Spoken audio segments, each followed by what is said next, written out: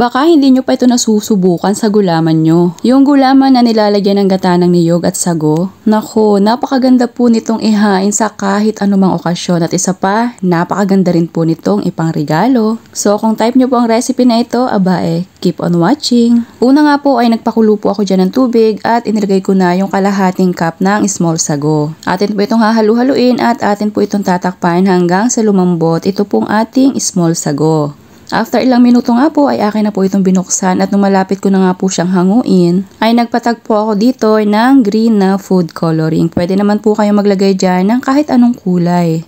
So dahil ito pong green yung aking available dito sa aking kusina ay ito po yung aking inilagay. So hinalu-halo ko at hahayaan ko na lamang po yan ng mga 1 minuto pa para naman mas lalong kumapit dun sa ating sago yung ating color green na food coloring. After 1 pang minuto ay akin na po yung hahanguin at huhugasan ko po itong mabuti then set aside. Tapos dito nga po sa kapareho pong kaserola ay naglagay ako dyan ng 2 cups ng gata ng niyog, 1 cup ng water at 1 cup po na condensed milk. Kung kayo po ay mas nagtitipid pa, pwede naman pong asukal ang ilagay nyo dito. Halu-haluin lamang po hanggang sa mag-combine mabuti yung ating tatlong inilagay na sangkap dito. After nga pong mamix, ilalagay ko na rin dito yung 1½ tablespoon na clear gulaman. Any brand po ng gulaman ay pwede nyo naman pong gamitin sa recipe na ito. Kapag nahalo na pong mabuti ay bubuhayin naman po natin yung kalan sa katamtamang lakas lamang po at aalagaan nyo po ito sa paghalo para maging smooth yung kalalabasan ng ating gulaman. Napakadami talagang pwedeng gawin sa gulaman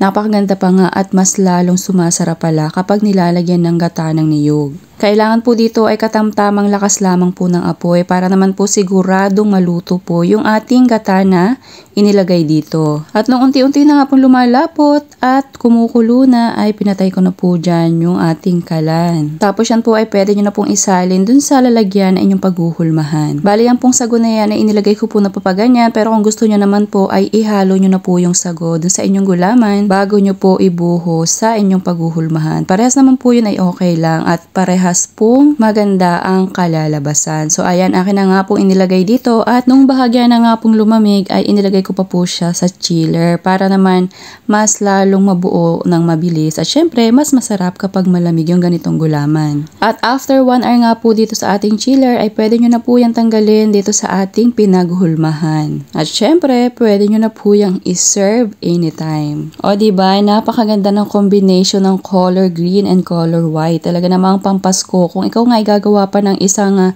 ganito na ihahanda mo ngayong Pasko ay mas maganda na color red naman yung iyong sago. Para naman pampasko talaga ang team ng gulaman na ihahain mo sa inyong hapagkainan. So kung nagustuhan mo nga ang recipe na ito, subukan mo na rin dahil anytime naman ay pwede kang gumawa nito kahit walang okasyon. At isa pa, kung meron nga kayong okasyon sa bahay at syempre lalo na nga yung paparating na holidays, bagay na bagay po itong ganitong recipe.